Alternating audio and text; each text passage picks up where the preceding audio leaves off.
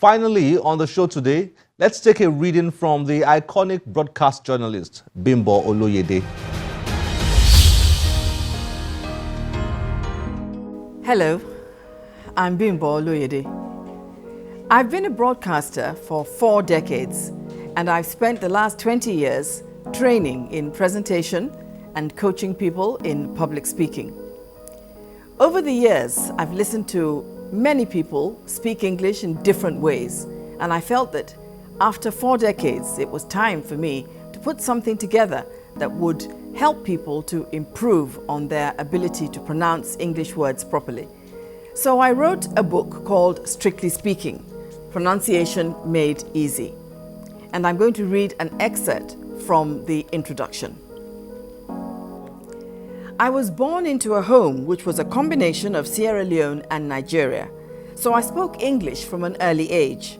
However, it was not until I left St. Saviour's School, Ikoyi, Lagos, at the age of 8 and became a pupil at Wearfield School, Taunton, Somerset, now Taunton School in England's West Country, that I began to understand that English, though universal, is spoken in very many ways. You could well ask, what's so fascinating about English? If we don't speak it properly, so what? You might as well equally ask why we need education. If you know the answer to the latter question, we don't need to dwell on the former.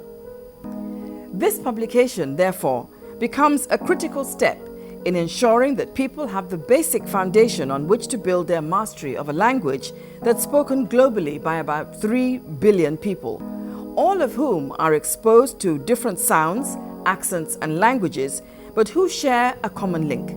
They all speak English. In the beginning. I think we should go back to the beginning and trace the origin of the English language. How did it come into being in the first place? The English language is spoken today across the globe as either a first, second, official, foreign, or alternative language. However, what is known today as the English language wasn't the language spoken in England in the 5th and 6th centuries, before the Norman conquest. The language spoken then was known as Old English. During the 5th millennium, the first people known to have inhabited the land that was later to become England were known as Celts.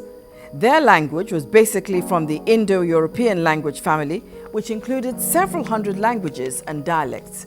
The Celts were often invaded by the Romans, so they sought help from some Germanic tribes: Angles, Saxons, Frisians, and Jutes.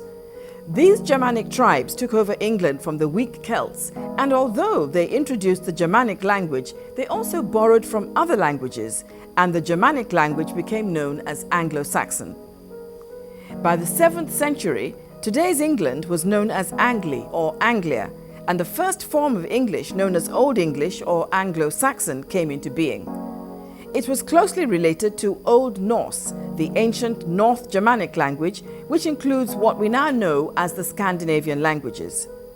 The term for the country was Engel, while the name of the language was referred to as English. Please note that the SE at the end of the word was represented by the sound sh.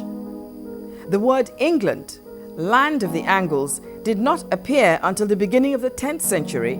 Between the 12th and 16th centuries, Old English developed into Middle English, and from the 16th to the mid-17th century, Early Modern English, or Renaissance English, spoken by Shakespeare, was the order of the day. Today's English, or Modern English, has therefore been spoken since the mid-17th century.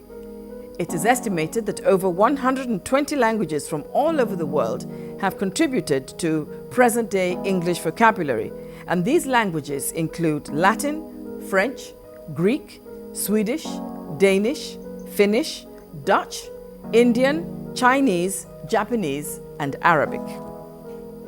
No wonder the 19th century American poet and philosopher Ralph Waldo Emerson said, "Language is a city to the building of which every human being brought a stone." No wonder the 19th century American poet and philosopher Ralph Waldo Emerson said, and I quote, Language is a city to the building of which every human being brought a stone. End of quote.